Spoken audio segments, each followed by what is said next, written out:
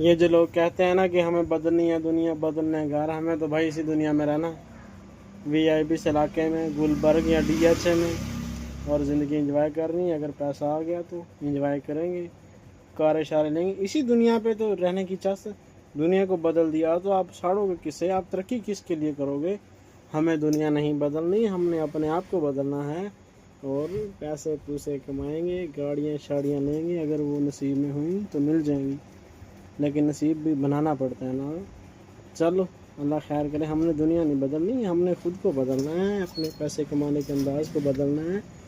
थोड़े ज़्यादा पैसे आएंगे, थोड़े बड़े शौक़ करेंगे तो फिर तो चास आएगी ना दुनिया की जीने की।